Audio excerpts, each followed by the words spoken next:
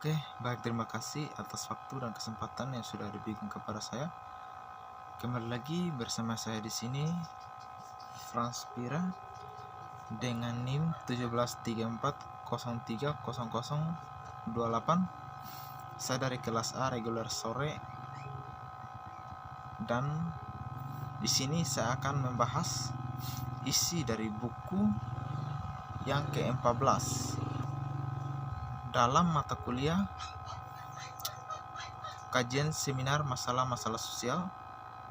Untuk itu saya langsung masuk ke dalam bukunya saja, yang dimana buku ini yang berjudul Pasca Kebenaran. Pada saat kebohongan universal mengatakan kebenaran akan terjadi, tidaknya revolusioner fenomena pasca kebenaran meroket ke perhatian publik pada November 2016 ketika kamus Oxford menamakannya kata tahun ini tahun 2016. Setelah melihat 2000% lonjakan penggunaan selama 2016, pulihnya tampak jelas di antara persaingan lain dalam daftar itu. Dalam alt-right, De Bruyster menyeruti konteks politik pemilihan tahun ini. Sebagai ungkapan umum, postur sepertinya menangkap waktu, mengingat kebingungan fakta, pengabaian standar bukti dalam penalaran, dan kebohongan langsung yang menandai pemungutan suara Brexit 2016 dan pemilihan presiden Amerika Serikat. Banyak yang terkejut jika Donald Trump dapat mengklaim tanpa bukti bahwa jika dia kehilangan pemilihan itu akan menjadi karena itu dicurangi terhadap dia. Lakukan fakta dan kebenaran, bahkan penting lagi setelah pemilu segalanya menjadi lebih buruk. Trump mengklaim sekali lagi tanpa fakta yang mendukungnya bahwa dia benar-benar memenangkan suara populer. Clinton telah diambil oleh hampir 3 juta suara jika ada yang mengurangi jutaan orang yang telah memilih secara ilegal, dan dia terlibat dalam ganda atas klaim bahwa terlepas dari konsensus tujuan belas badan intelijen Amerika, Rusia memilikinya tidak merentas pemilu Amerika II. Salah satu pemenangnya tampaknya merangkul kekacauan itu dengan mengatakan bahwa tidak ada hal seperti itu. Sayangnya lagi berbagai fakta. 3. Setelah dilantik sebagai presiden pada 20 Januari 2017, Trump menawarkan serangkaian kesalahan baru, bahwa dia memiliki kemenangan elektoral sebesar sejak Reagan atau tidak melakukannya, bahwa kerumunan pada pelantikannya merupakan yang terbesar dalam sejarah Amerika Serikat. Ini belum tentu mempenyentuh mengatakan bahwa fakta tidak penting, melainkan sebuah keyakinan fakta itu selalu dapat diasir, dipilih, dan disajikan dalam konteks politik yang mendukung satu interpretasi kebenaran atas yang lain. Mungkin ini yang dimaksud dengan apalah pengganti Trump, Kellyanne Conway, ketika dia mengatakan pers itu sekretaris Spicer, bermaksud memberikan alternatif fakta tentang jumlah penonton saat pelantikan. Ketika Trump tampak jengkel dengan layanan taman Amerika Serikat resmi, foto yang menunjukkan ribuan kursi kosong.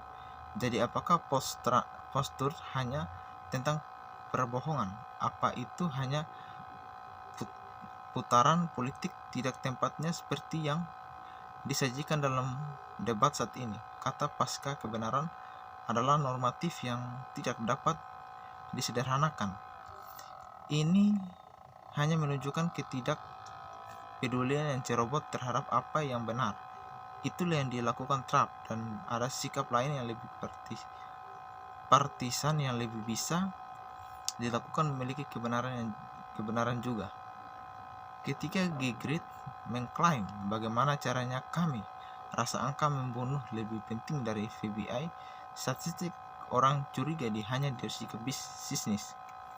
Dia adalah sejenis dari enabler untuk post-truth, kepintaran politik yang berputar, kebenaran yang paling menguntungkan bagi mereka, mengetahui sepenuhnya baik bersama dengan kebanyakan orang lain bahwa ini adalah apa yang mereka lakukan, tidak hanya omong kosong karena ada niat yang jelas untuk mempengaruhi orang lain.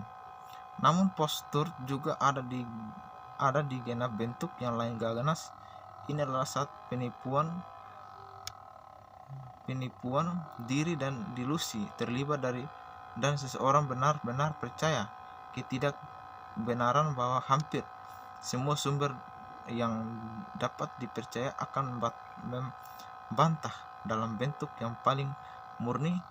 Post-truth adalah ketika orang mengira itu adalah milik orang yang reaksi sebenarnya mengubah fakta tentang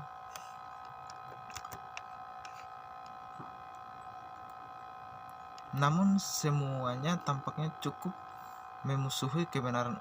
Untuk masyarakat sebagai post-truth, sebagai seorang filsuf, saya bisa tidak menemukan semua ini bentuk post-truth tercela, meskipun tampaknya penting untuk menjelaskan perbedaan mereka dan memahami bahwa ada kayak cara yang dapat ditampung di bawahnya payung pasca kebenaran. Semua ini tidak boleh diterima mereka yang benar-benar peduli tentang gagasan kebenaran. Tetapi bagian tersulitnya bukanlah menjelaskan ketidaktahuan, kebohongan, sinisme, ketidakpedulian, putaran politik, atau bahkan delusi.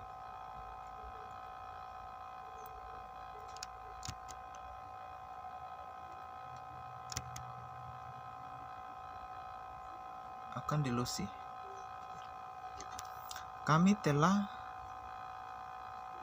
hidup dengan ini selama berabad-abad. Sebaliknya, apa yang tampak baru di Eropa pasca kebenaran merupakan tentang bukan hanya bagi gagasan untuk mengetahui realitas, tetapi juga terhadap kebenaran realitas itu sendiri. Ketika seseorang salah informasi atau keliru, di kemungkinan besar akan melakukan banyak harganya.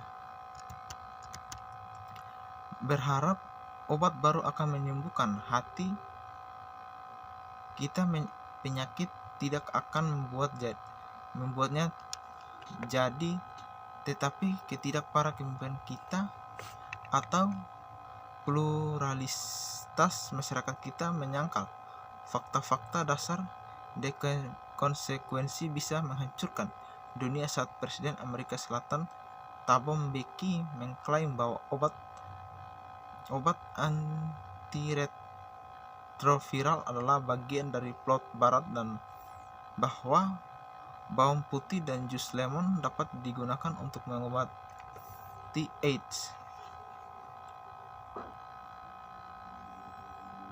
Lebih dari 300.000 orang meninggal 12 ketika Presiden Trump menyatakan bahwa perubahan iklim adalah tipuan yang diciptakan oleh pemerintah Cina untuk menghancurkan ekonomi Amerika. 13 konsekuensi jangka panjang mungkin sama menghancurkannya jika tidak lebih.